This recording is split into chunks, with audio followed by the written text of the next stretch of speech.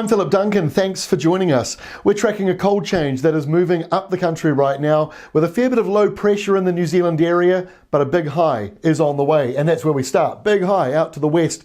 Note the shape, the north to south shape. When they have that shape, it goes right down to the Southern Ocean. It reaches this cold air, pulls it up, and drags it over the country. So we've got a colder southerly that is working its way across the country over the next day or so. Wednesday looks like to be likely to be the coldest day of the week. So low pressure is drifting out to the east, single-digit highs in a number of South Island areas, and then later this week, the next big high. And by the way, after that, more low pressure. So we'll try and make sense of it for you. This is how we look on Wednesday, the coldest day of the week, as that dark blue line goes right up to Kaitaia, and everybody's feeling a little bit colder across the day, although there'll be some spots.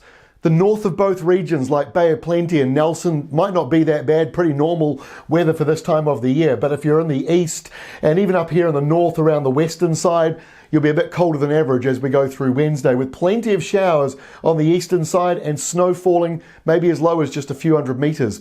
As we get into Thursday, the low out to the east gets a weird shape to it. It sort of stretches out and deepens as that big high moves closer to us, and the high is still stretched a fair bit down, but it's sort of got a weakness in the middle, so we've got two centres to it, but that's still pretty much all high pressure. So Thursday, the South Island starts to get the high coming back, so your frosts get bigger and bigger. There'll be -4s and 5s appearing, maybe even below that.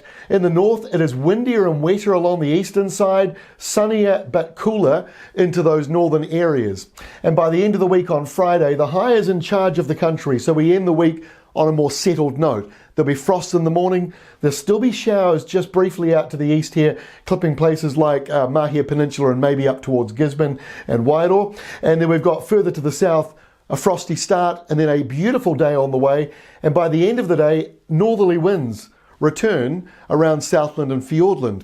So let's get into the weekend, and we've got a bit of a change coming. High pressure drifts along to the north. It's still got that north to south shape, but only just, and that southern part's quite weak. So on Saturday, the subtropical winds return back to the North Island, warmer than average in a number of spots, especially the east. The rain clouds build back up on the western side, and once we get to Sunday, there's another line of downpours coming into northern New Zealand, so subtropical giving way to colder. That's another recipe for downpours and isolated thunderstorms this coming Sunday, again, western areas.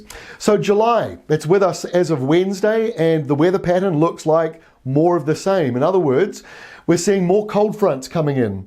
We're seeing more westerlies and southwesterlies coming in for July, and we're still seeing more high pressure. There is an enormous high building out here as we get into the middle part of July. Could be right up into the 1040 hectopascal range. I saw one map today that showed 1044. So this is going to be a big high. Rainfall wise around New Zealand, we're going to have more than we've seen in other months for some places. Others will still be below average. So it may not be an overly wet month, but won't be as dry as the start of the year was.